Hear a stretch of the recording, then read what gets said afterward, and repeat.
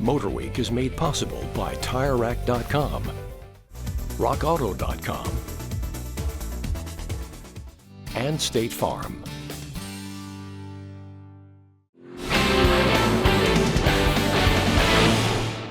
No matter where you rank Lamborghini among supercar marques, we can all admit there's a certain mystique that has always surrounded them.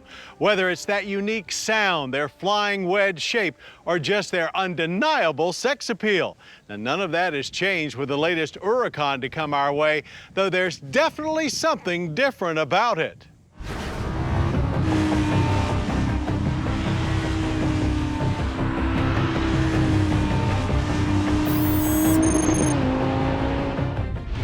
You sure can't tell by looking at it, but there is indeed something different about this 2017 Lamborghini Huracan Coupe. They're still the same fantastic sounding V10 mounted midship, but the power that it produces is now strictly funneled to the rear wheels instead of all four. You might think all-wheel drive would be better for handling, but in many ways this rear drive setup is better still, thanks to a lighter front end that is more willing to turn in, along with inherent AWD understeer that's now drastically decreased. Not to mention that oversteer is much easier to come by too. Removal of the front drive shafts and other bits and thus weight also force a recalibration of the suspension. The Coupe's horsepower rating is down a bit from 602 with all-wheel drive to 571 in rear-wheel drive. But with almost all of the naturally aspirated V10's 398 pound-feet of torque available right from the get-go, you certainly won't notice. After a few laps around Savannah, Georgia's Roebling Road Raceway, we can report that this Huracan still goes about its business with effortless efficiency. It's truly impressive how easy it is to get comfortable behind the wheel of this exotic, and there is still immense grip for clinging through corners.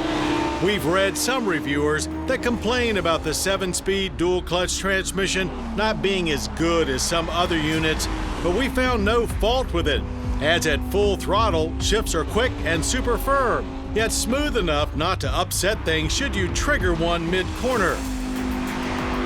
Lamborghini's Anima drive modes means there's both Sport and Corsa for track work.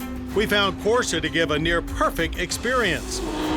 This Huracan will do close to 200 if you have a straight long enough, and while Roebling's isn't quite that long, there is enough straight to nudge 170.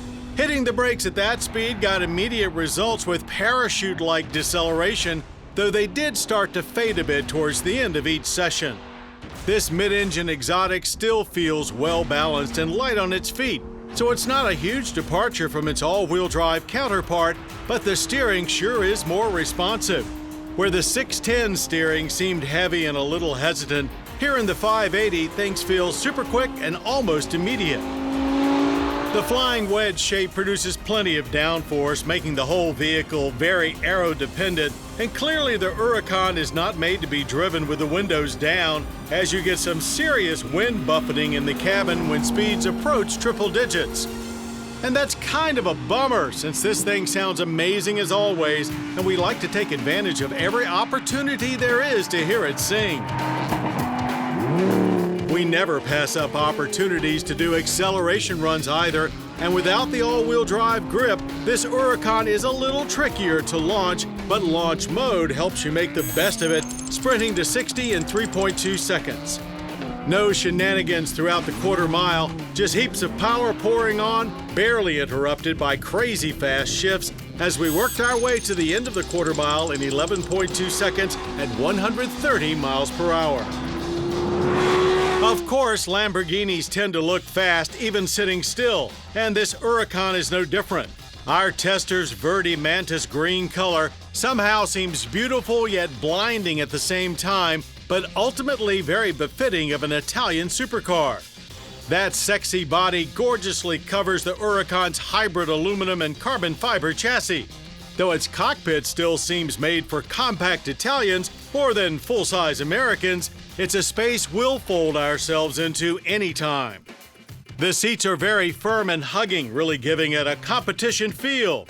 The Aventador may still be the big bull in the Lamborghini stable, but you'll not be missing much if you have to settle for an Huracan. Government fuel economy ratings remind you you're dealing with a V10, 14 city, 21 highway, and 17 combined. Do you get a significant break in pricing thanks to only two wheels powering you down the road? Why, yes, you do. The rear-wheel drive coupe starts at $204,595, almost 40 grand less than the all-wheel drive version. So there's no denying that the Lamborghini Huracan is fully a member of the supercar elite. And as is usually the case, Lamborghini will keep adding variations on the theme until eventually there's an Huracan for everyone. At least one can hope. For now, this 2017 rear-wheel drive coupe is at the top of our wish list.